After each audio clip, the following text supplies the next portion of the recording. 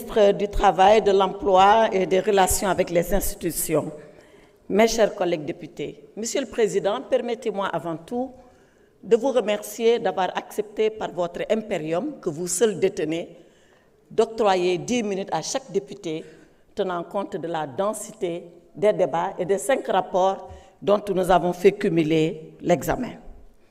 Monsieur le Président, il est question de la Haute Cour de justice.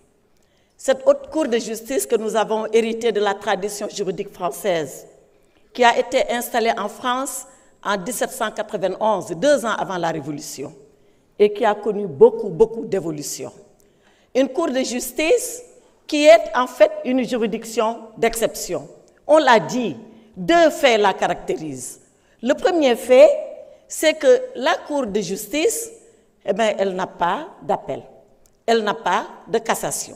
Elle statue en premier et dernier ressort. Sauf révision du procès, il n'y a aucune voie de recours qui est ouverte à son encontre. C'est pour vous dire que nous devons nous arrêter et bien réfléchir avant d'envoyer quelqu'un à la Haute Cour de justice. Et nous tous ici sommes justiciables ou pouvons être justiciables de la Haute Cour de justice. La deuxième particularité de la Haute Cour de justice, c'est que ce sont les députés qui prononcent l'acte d'accusation.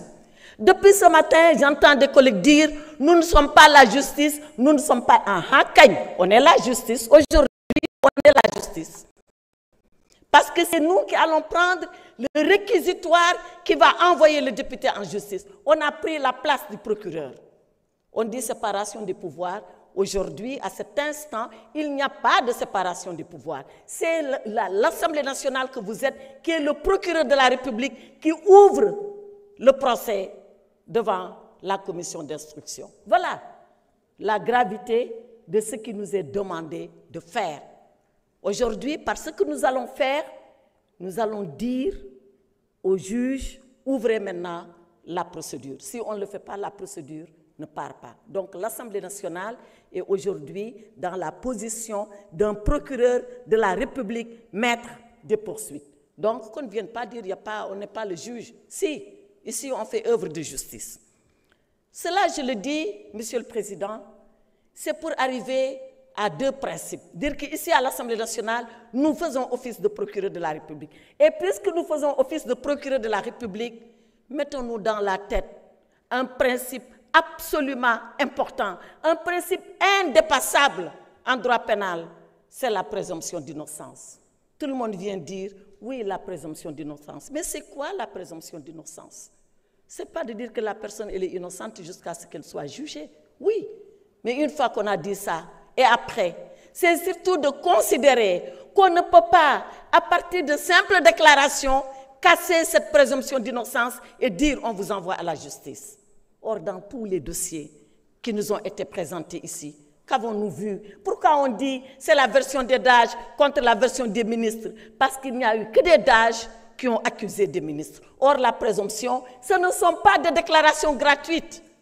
La présomption, c'est des faits qui indiquent que cette personne, elle peut être supposée avoir fait cela. Les déclarations des DAGE, aussi fortes soient-elles, ne peuvent pas être qualifiées de présomption. Or, seules les présomptions peuvent amener le procureur de la République, que nous sommes cet après-midi dans cette salle, à pouvoir indexer pour dire celui-là peut être mis en cause et incriminé. Donc, sachons ce que nous est demandé de faire avant de prendre notre responsabilité par rapport à cela. Donc, je le dis, nous sommes le procureur aujourd'hui et nous ne pouvons pas, sur la base de simples déclarations, dire qu'il y a des présomptions. Si nous le faisons, alors nous allons violer le principe de la présomption d'innocence. Et cette présomption d'innocence, elle date depuis l'Habeas Corpus 1786, elle date depuis Bill of Rights 1789, elle date depuis la Révolution française, Déclaration des droits de l'homme et du citoyen, elle date de 1948, Déclaration universelle des droits de l'homme, elle date du préambule de la Constitution du Sénégal, elle date de nos lois à nous. Nous ne pouvons pas la renverser allègrement parce que tout simplement, nous voulons envoyer 5 ministres à la justice.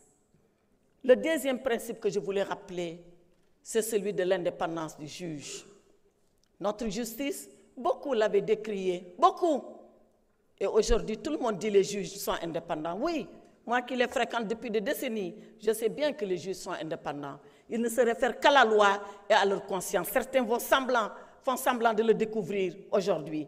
On leur fera confiance. La commission d'instruction, elle est judiciaire, elle est absolument judiciaire. Il n'y a pas un politique à la commission d'instruction. Elle est présidée par M. Abdoulaye Ba, le premier président de la Cour d'appel, un magistrat en qui nous pouvons faire confiance. Mais arrêtons-nous, nous, de faire nos commentaires et de dire oui, nous pensons ceci, nous pensons cela. Laissons-les faire leur travail et ils le feront comme il le faut, selon leur conscience et selon la loi. Et Monsieur le Président, je rappelle que ces 5 ministres, ils ont servi la République.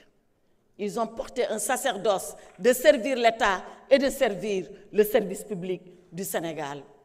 Et je considère, pour les avoir connus, que ce sont des ministres qui étaient rigoureux dans le sacerdoce qui leur incombait. Monsieur le Président, je l'ai été comme eux. Je ne le suis plus parce que être ministre, c'est pour un temps. Après, on ne l'est pas et on a sa vie qui continue. Je suis maintenant député.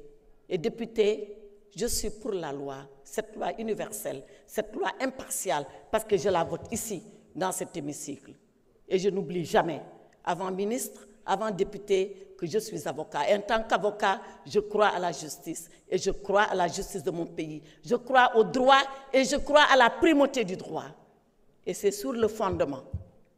C'est sur le fondement de tout cela, de ma conviction en la République que ces ministres-là ont inlassablement servi, de ma conviction en l'impartialité et en l'université de la loi, de ma conviction en l'indépendance des juges et à la primauté du droit, que je dis que cette mise en accusation ne peut pas être votée. Elle ne peut pas être votée parce qu'elle est illégale. Elle ne peut pas être votée parce qu'aucune présomption n'existe et n'a été prouvée, rapportée contre ces ministres. Elle ne peut pas être votée parce que le jour où on le fera, on portera atteinte à la justice, on portera atteinte au droit, on portera atteinte à la règle de droit. Je vous remercie, Monsieur le Président.